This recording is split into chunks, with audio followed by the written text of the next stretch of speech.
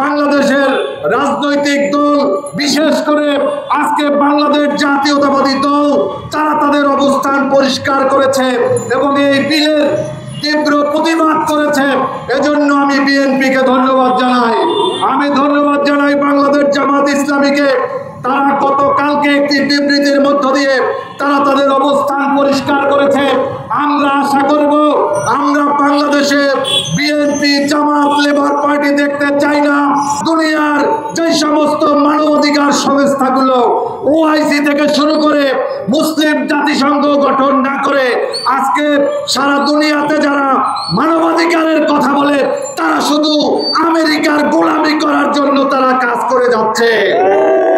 তাদের কাজ হচ্ছে আমেরিকার গোলামি করা, আমেরিকার স্বার্থ সিদ্ধি করা। বন্ধুরা, আজকে আমরা এই ভারতের এই সমস্ত মুসলিম বিরোধী, মুসলমান শূন্য করার বিরুদ্ধে যে সমস্ত প্রোপাগান্ডা চলেছে, এর বিরুদ্ধে আমি বাংলাদেশের রাজনৈতিক দল, বিশেষ করে আজকে বাংলাদেশ জাতীয়তাবাদী দল, তারা তাদের অবস্থান পরিষ্কার করেছে এবং এই বিলের তীব্র প্রতিবাদ করেছে।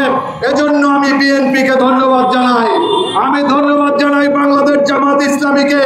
তারা গতকালকে একটি বিবৃতির মধ্য দিয়ে তারা তাদের অবস্থান পরিষ্কার করেছে। আমরা আশা করব, আমরা বাংলাদেশে বিএনপি, জামাত, লেবার পার্টি দেখতে চাই না। আমরা চাই, আমরা বাংলাদেশের মানুষ, বাংলাদেশ সংখ্যাগরিষ্ঠ মুসলিম দেশ। 1947 সালে ধর্মের ভিত্তিতে বাংলাদেশ নামক একটি আলাদা ভূখণ্ড হয়েছিল। মুসলিম জাতিসত্তাকে সামনে নিয়ে আমরা বাংলাদেশের জনগণ একই কণ্ঠে কণ্ঠ মিলিয়ে লক্ষ কোটি মানুষের একটাই আওয়াজ ভারতকে দিতে চাই। নরেন্দ্র মোদী, তুমি ওইখানে একটা মুসলমানের উপরে আঘাত করলে আমরা আঙ্গুল চুষবো না। বাংলাদেশে বসে আমরা তোমার এই তত্ত্বের তাউজকে খান খান করার জন্য বিশ্বের যে সমস্ত গণতন্ত্রকামী, বিশ্বের যে সমস্ত মানবতা পক্ষের শক্তি আছে, তাদের দিকেও আমরা হাত তুলে দাঁড়াবো তাদের হস্তক্ষেপের জন্য। আপনারা দেখেছেন আজকে শ্রীলঙ্কার সম্পর্ক নেই, ভারতের সাথে নেপালের সম্পর্ক নেই, মালদ্বীপের সম্পর্ক নেই, পাকিস্তানের সাথে সম্পর্ক নেই। বাংলাদেশে তারা একটা পুতুল সরকার তারা তৈরি করেছিল, খুনি হাসিনার সরকার।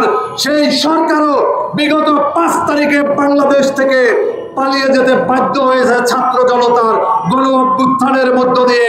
আজকে ডক্টর মোহাম্মদ ইউনূস, আপনাকে বলতে চাই, আপনার উপর আমাদের পূর্ণ আস্থা এবং আপনার উপর আমাদের সমর্থন রয়েছে।